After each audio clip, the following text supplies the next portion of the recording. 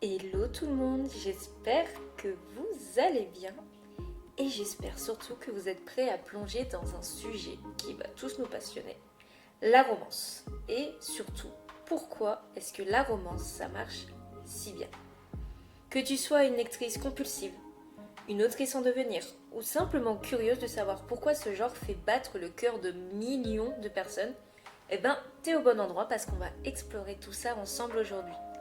Au menu, un peu de psychologie, un peu de storytelling et surtout beaucoup de passion. Et c'est parti! Bienvenue dans Entre les lignes, le podcast où la romance se lit et s'écrit. Je suis Chloé Dupont, autrice en maison d'édition et en auto-édition et blogueuse sur le blog Inflamed by Books.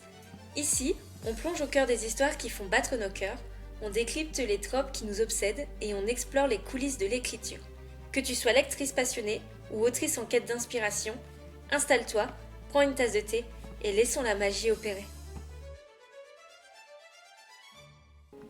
Bien sûr, petit disclaimer, ce que je vais dire aujourd'hui est à la fois la source de recherche qu'il y a eu, que ce soit en sociologie ou par d'autres scientifiques, mais aussi mon point de vue de lectrice mélangé à mon point de vue d'autrice et de mon expérience personnelle. Donc peut-être que vous ne serez pas d'accord avec tout ce que je dis. Ceci reste bien évidemment mon avis et mon explication sur le boom de la romance. Tout d'abord, je pense que la romance, elle plaît autant parce que c'est universel. La romance, ça fonctionne parce qu'elle répond à un besoin qui est fondamental chez l'humain. C'est l'amour. L'amour, c'est universel. Tout le monde le vit un jour ou l'autre. Que ce soit un crush, une histoire d'âme sœur ou une passion dévorante, on peut tous s'y retrouver et je pense qu'on a tous cette envie au fond de soi de vivre cet amour comme on voit un peu dans les films et dans les livres. Fun fact, en faisant des recherches, je me suis rendu compte avec donc la neuroscience, les hormones et tout ça, que lire ou écrire une romance, ça peut déclencher les réactions chimiques dans notre cerveau, les mêmes réactions que quand on est amoureux. On parle d'ocytocine, donc qu'on appelle l'hormone de l'amour. C'est littéralement un shoot de bonheur. Donc là, c'est la version simplifiée, je ne vais pas rentrer dans les détails de tout ce qui est neurosciences et tout ça, mais sachez qu'en lisant ou en écrivant une romance, vous déclenchez ces mêmes réactions chimiques. Et donc forcément, le cerveau, il aime ça. En plus, non seulement la romance, c'est quelque chose où tout le monde peut s'identifier, mais en plus, c'est un genre qui rassure. Contrairement à d'autres genres, on sait qu'il y aura une fin heureuse. Et ça, on en reviendra à la fin, ou peut-être dans un autre épisode, mais sachez que la romance, pour que ce soit de la romance, il faut que la fin soit heureuse. Je le pose, je le mets. Oui, une romance qui ne finit pas bien n'est pas une romance, c'est un drame. En tout cas, je sais pas vous, mais je trouve que ça fait du bien dans un monde qui est souvent chaotique de savoir à l'avance qu'il va y avoir une fin heureuse. Et vous, du coup, qu'est-ce qui vous attire le plus dans la romance? Est-ce que c'est la douceur? Est-ce que c'est la tension entre les personnages? Dites-moi tout sur Instagram ou dans les commentaires. Maintenant, je voulais aussi revenir un petit peu sur l'évolution de la romance, justement, depuis les années 2000, parce que les ventes de romans en romance, ils ont explosé en devenant l'un des genres littéraires les plus populaires et les plus lucratifs. Alors, ça fait partie, à mon sens, du pourquoi, du comment la romance fonctionne si bien, parce que non, ça n'est pas arrivé du jour au lendemain, il y a vraiment une vraie évolution et on en parle maintenant. Déjà, et ça, on ne peut pas le nier, il y a quand même eu une meilleure acceptation du genre au fur et à mesure du temps. C'est pas encore ça, on va pas se mentir, mais quand même. Au fil du temps, les lecteurs et les lectrices, elles se sont davantage détachés des préjugés qui sont liés à la romance. Longtemps, ça a été considéré comme un genre secondaire ou qui est réservé à un public féminin qui est peu exigeant. Mais le genre, il a su redéfinir et gagner en légitimité. Résultat, du coup, il y a eu une audience plus large et qui inclut des lecteurs de tout horizon. Et surtout, depuis les années 2000, certains chercheurs en littérature et en sociologie se sont penchés sur la romance comme un phénomène culturel, ce qui a permis d'enrichir le débat et d'attirer un nouveau public qui est curieux de comprendre ses codes. Ce qui fait aussi que, en parallèle de ça, il y a eu l'impact de l'économie numérique et de l'auto-édition. Parce qu'en fait, le boom des plateformes de lecture numérique, comme avec les liseuses, donc Kindle ou Kobo, et les plateformes comme Amazon, le marché de la romance a bénéficié d'un énorme essor. Parce que les romances numériques sont souvent peu chères, voire gratuites, quand il s'agit parfois des premiers tomes, et les lecteurs peuvent lire discrètement sans crainte du jugement qui est associé au genre. Par exemple, quand 50 nuances degrés est sorti, à la base il était publié en ligne et ça a explosé grâce à ce format-là avant de devenir un phénomène mondial parce que tout ce qui était romance érotique, eh ben, c'était un peu mal vu de le lire justement dans les transports ou en public. Et donc le format numérique a permis de pouvoir cacher le fait de lire ce genre de roman. C'est tout bête, mais on peut faire un parallèle qui n'a rien à voir avec la lecture. Mais c'est comme il y a encore beaucoup de personnes qui sont gênées de manger une banane en public. Parce qu'on a associé le banane à la femme phallique. Bref, je ne vais pas plus loin dans l'explication. Voilà, et donc, même s'il y en a encore maintenant qui sont gênés, d'ailleurs je connais quelqu'un personnellement qui me dit que lire un roman avec une couverture avec un torse dessus en public, ça la gêne. Bah voilà, je comprends, mais du coup, grâce au numérique, il y a plus ce problème-là qui se pose. Et puis, il y a eu aussi l'essor de l'auto-édition, parce que grâce aux plateformes comme Amazon KDP, Wattpad ou encore Fixia, eh bien, les auteurs de romans, ils ont pu publier leurs œuvres sans passer par les maisons d'édition traditionnelles. Et donc, ça a permis une explosion du contenu disponible et une plus grande diversité des voix et du récit, notamment plus de romances LGBTQ+, plus de protagonistes racisés et des thématiques plus modernes. Et donc, cette accessibilité elle a attiré de nombreux lecteurs en quête de nouveauté et d'originalité. Et bien sûr, on ne peut pas non plus parler de l'essor de la romance sans parler des gros phénomènes médiatiques qu'il y a eu. Il y a eu des best-sellers qui ont été transformés en phénomènes mondiaux. 50 nuances degrés, on l'a évoqué, c'est un des moteurs de la popularité du genre dans les années 2010, avec des ventes qui ont dépassé les 150 millions d'exemplaires. Twilight, en 2005, il a été classé en Young Adult, mais en fait cette saga, elle a attiré l'attention sur les sous-genres de la romance, et là notamment romance fantastique et paranormale. Et ces livres, ils ont à la fois boosté les ventes, mais ils ont aussi déclenché des vagues de copycats ou de fanfiction si vous préférez, qui ont élargi le marché. Et donc ça, combiné aux adaptations au cinéma et en série de télé, et l'explosion des ventes elle était inévitable. Par exemple, l'adaptation des livres Outlander en série qui a remis au goût la romance historique, et le film par exemple À tous les garçons que j'ai aimés qui est sorti sur Netflix en 2018, ça a dynamisé la romance young adult. On en vient justement au fait que pourquoi la romance ça marche, grâce à la diversification des sous-genres de la romance. On l'a dit, la romance c'est universel. Mais ce qui est bien avec la romance, c'est qu'il y a tellement de sous-genres différents qu'il y en a pour tous les goûts. Entre la romance contemporaine, entre les romances fantastiques et paranormales, les comédies romantiques, la dark romance, il y en a vraiment pour tous les goûts. Et ça a permis du coup de toucher un public encore plus divers. Et depuis aussi les années 2010, je pense environ, il y en avait avant, mais je pense que c'est vraiment là que ça a commencé, les lecteurs ont commencé vraiment à rechercher des histoires dans lesquelles ils pouvaient se reconnaître encore plus. Et donc, la romance a répondu à cet appel avec les personnes LGBTQIA+, avec des héros et des héroïnes qui sont issus de différentes cultures, avec des récits qui explorent les problématiques sociales ou personnelles, le handicap, la santé mentale, et du coup il y a eu une plus grande inclusion et un public plus large. Alors ok, on n'est pas encore sur le fait de l'inclusivité dans les romans, on n'y est pas du tout encore pour le moment, mais il y a du progrès, on va pas se mentir, il y a de plus en plus d'auteurs qui font très attention à ça. Je pense notamment Blandine P. Martin qui a sorti un livre qui s'appelle Baby Therapy, où la nana, elle veut faire un bébé tout seul parce qu'elle est atteinte de vaginisme. Il y a 10 ans de ça, je suis pas sûre qu'on parlait de vaginisme. Ou alors je pense à Johann von Haff qui a lancé La réelle hauteur des hommes, où son héros est un nain. Et oui, et c'est de la romance et ça fonctionne. Et oui, il y a encore certaines lectrices qui ne lisent pas ce genre de roman parce qu'elles n'arrivent pas à se projeter, mais en fait, c'est pas qu'elles n'arrivent pas à se projeter, c'est qu'on n'a tellement pas justement ce genre de figures dans la vie de tous les jours et dans le panorama culturel qu'on a, que c'est pas une norme et donc on ne se l'imagine pas.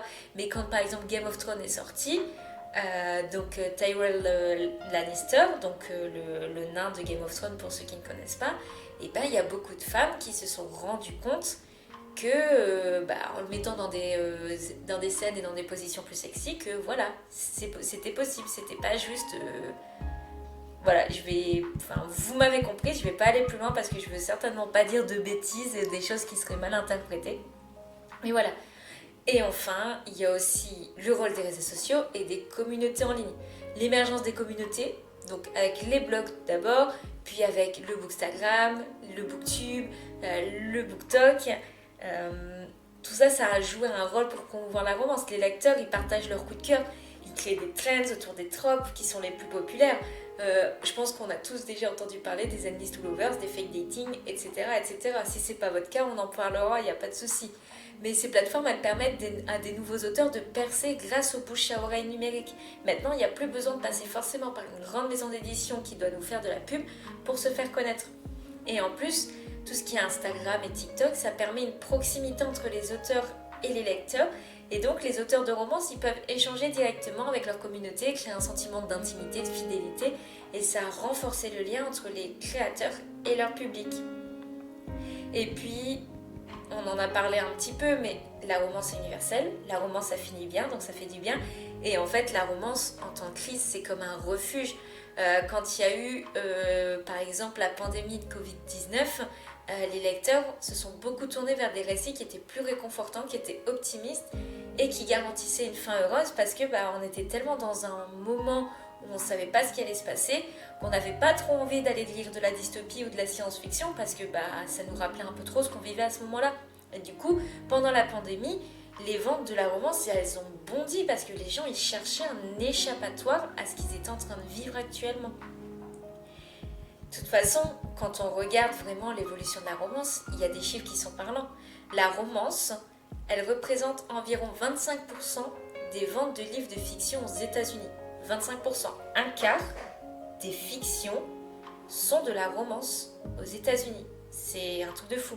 En 2020, les revenus générés par la romance, ils ont dépensé 1,44 milliard de dollars à l'échelle mondiale. Est-ce que vous vous rendez compte? La romance représente 1,44 milliard de dollars. C'est un truc de fou. Et enfin, j'étais obligée de le citer là parce que c'est incroyable. Classement des ventes 2024, qui est la troisième autrice? Morgane Moncomble. Morgane Moncomble qui écrit quoi? De la romance. Est-ce qu'il y a 10 ans, on aurait eu dans ce gros top, et encore plus dans le top 3, une autrice de romance? Moi, j'en suis pas certaine. Donc ça montre bien qu'il y a justement ce bouleversement des ventes là-dessus. Maintenant qu'on a vu un petit peu le pourquoi il y a eu ce gros boom de la romance et tout ça, moi j'aimerais bien qu'on voit un petit peu les ingrédients magiques de la romance. Alors encore une fois, ça ne tient qu'à moi, mais pour moi il y a vraiment des ingrédients qui font que la romance c'est aussi apprécié. Par exemple, moi je vois les tropes. Les tropes, ces clichés entre guillemets qu'on adore, ces histoires qui peuvent paraître répétitives, parce que oui, c'est vrai, quand on parle d'enemies to lovers, on sait très bien que ça va être des ennemis qui vont finir par se mettre ensemble et s'apprécier. On le sait d'avance, mais on sait qu'on va aimer justement. Moi, par exemple, j'adore les enemies to lovers, j'adore les fake dating et le faux couple qui devient vrai, et j'adore les complications et me dire comment est-ce qu'ils vont s'en sortir? Tu sais, au début, tu le sais qu'ils vont finir ensemble, vu que tu sais que c'est un fake dating. Tu dis, oui, vous faites semblant, oui. Des fois, même, ils sont fake dating en enemies to lovers. Alors là, vous me perdez complètement. Mais voilà. Ou alors, il y a friends to lovers aussi. C'est tout doux, souvent, c'est mignon. Genre, tu vois l'évolution du trouble, justement, où, non, c'est des amis, mais en même temps, dans un sens, ils veulent pas gâcher leur relation, ce serait trop bête. Et franchement, j'adore, c'est trop bien. Et ces tropes, c'est comme des petites recettes. On sait qu'elles fonctionnent, mais en même temps, il y a chaque auteur qui peut y rajouter sa petite touche perso. C'est pour ça qu'on se lasse pas de lire toujours les mêmes tropes, c'est parce qu'en fait, d'un auteur à l'autre, d'un livre à l'autre, ce sera pas raconté de la même manière, ce sera pas exactement la même histoire, et c'est ça qu'on adore. Donc, premier ingrédient magique de la romance, les tropes. Moi, il y en a certains, ils me font craquer, les enemies to lovers, les fake dating, la proximité forcée, tout ça, moi, je kiffe. Deuxième ingrédient magique, des personnages qui sont attachants. Tu ne peux pas avoir un bon livre sans personnage attachant. pour qu'il y ait une romance qui fonctionne, il faut qu'on croie en l'histoire d'amour et ça passe par des personnages qu'on aime ou alors qu'on adore détester. Alors il n'y a rien de mieux justement que ces héros ou ces héroïnes où on est là, où elles nous saoulent mais en même temps on l'aime tellement, on les aime tellement. Voilà, je crois qu'on a tous ressenti ce truc de « Ah lui, c'est un con » pour ne pas dire autre chose, mais en fait on l'aime bien. Donc, les tropes comme premier ingrédient, les personnages attachants, je vais y arriver comme deuxième ingrédient, et en troisième, des émotions à fleur de peau. Bah ouais, la romance c'est un ascenseur émotionnel. On rit, on pleure, on est frustré, on se met en colère, on a envie d'envoyer valser le livre, on a envie de le serrer contre nous pendant qu'on pleure. Et à la fin, bah, on est satisfait. C'est ça qui rend le genre qui est si addictif parce qu'en fait, moi je sais qu'une romance ou même un livre en général, mais ça, c'est surtout la romance qui vraiment va me marquer, c'est celles qui m'ont marqué, qui m'ont fait une empreinte vraiment émotionnelle très forte. Moi je vois le cas avec par exemple le livre Mérijane de Océane Ganem que j'ai adoré.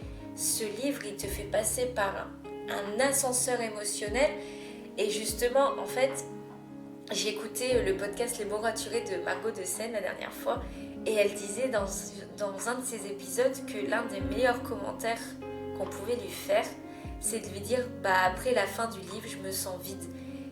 Et je la comprends parce que effectivement, sur le coup, c'est pas terrible quand on le ressent, quand on se sent vide, quand on est lecteur, mais en même temps, ça veut dire qu'on est passé par tellement d'émotions avant que d'un seul coup, quand ça retombe, l'intensité elle retombe aussi. Et donc c'est ça, ce sentiment de vide. Et moi, j'adore autant que je déteste justement ce truc. C'est comme les cliffhangers. J'adore autant que je déteste les cliffhangers parce que tu sais que si t'es là, que t'es vraiment en attente, c'est que t'as kiffé le livre, donc c'est génial. L'attente, elle est là, t'as qu'une envie, c'est d'y retourner. Et en même temps, tu détestes parce que du coup, t'as envie d'avoir la suite tout de suite parce que tu sais pas si tes petits chouchous, ils vont finir bien ou pas finir bien. Donc voilà, donc c'est vraiment ce truc très ambivalent et j'adore ça justement, l'ambivalence surtout avec la romance parce que c'est quelque chose qui vraiment me fait vibrer moi personnellement. Et donc, la romance, c'est devenu incontournable. C'est sous-estimé, on va pas se mentir, mais c'est incontournable. Moi, pour vous parler un petit peu, je suis professeure documentaliste dans un CDI et quand j'ai fait un café littéraire de romance, il y a une des profs qui n'avait jamais lu de romance justement, ou alors c'était les Harlequins à son époque et tout ça, et en fait elle a feuilleté, je peux vous dire, elle a feuilleté plusieurs livres, notamment elle a lu des Emma Green, et en feuilletant, elle m'a regardée, elle m'a dit « mais c'est bien écrit ». Et je lui ai dit « oui, c'est bien écrit ». Elle m'a dit « mais oui, mais en fait on a ce côté où on pense que la romance c'est des romans de gare, des romans mal écrits et tout ça ». Et j'ai dit « mais non, justement la romance c'est là ce truc où tout le monde pense que c'est un sous-genre, que c'est mal écrit alors que pas du tout. C'est juste que déjà 99%, je crois pas me tromper en disant 99% des auteurs sont des autrices en romance et donc déjà il y a tout ce côté patriarcal et tout ce côté justement de c'est écrit par une femme donc c'est forcément moins bien alors que pas du tout. Et puis la romance on touche au sentimental et donc quand on touche au sentimental forcément ça peut pas être bien écrit, ça peut pas être comme de la SF ou du policier alors que pas du tout. Et donc ma petite fierté ça a été qu'elle m'a demandé conseil et elle a emprunté tout de suite après Bien plus forte que toi de Emma Green et ça, voilà, je suis très fière de moi. Mais bref, petite anecdote finie. Comme je disais, oui, il y a des critiques contre la romance. On entend que c'est trop prévisible, c'est pas de la vraie littérature. C'est pas de la vraie littérature. Bon sang, je vais y arriver moi aujourd'hui. Mais spoiler alerte, la romance, c'est le genre le plus lu au monde. Donc clairement, ça résonne chez beaucoup de monde. Et encore une fois, c'est un genre qui est diversifié entre les romances LGBTQIA+, les histoires dans les mondes fantastiques, les récits modernes, les récits historiques. Il y en a pour tous les goûts. Et au fond, la romance, c'est une source d'espoir parce que ça nous rappelle que l'amour, il existe, qu'il peut guérir, qu'il peut unir, qu'il peut faire rêver. Et justement, on rêve tous de ce genre de romance, de trouver son petit âme sœur et ça, c'est précieux. Voilà, je vais m'arrêter là pour aujourd'hui parce que ça fait déjà un petit moment que je tourne. En résumé rapide, voilà, la romance elle fonctionne si bien parce qu'elle touche à nos émotions les plus profondes, elle nous offre des personnages, des histoires qu'on aime suivre et elle nous donne de l'espoir. Alors, que demander de plus? Pourquoi s'en passer franchement? Alors du coup, moi je veux savoir qu'est-ce qui toi te fait vibrer dans la romance? Quels sont tes tropes préférés? Quels sont tes livres coup de cœur? Partage-les avec moi, que ce soit sur Instagram, dans les commentaires du podcast. Moi je suis trop curieuse. Et moi, je vais pas vous dire ce qu'on va faire la prochaine fois parce qu'à chaque fois que je pense que je vais faire un tel épisode la suite, au final j'ai autre chose qui me hype beaucoup plus et donc je finis par changer de sujet. Donc je ne changerai pas de sujet cette fois-ci. Donc je ne vous dis pas ce qu'on va faire. Mais en tout cas, moi je te dis à très bientôt et surtout, prends soin de toi.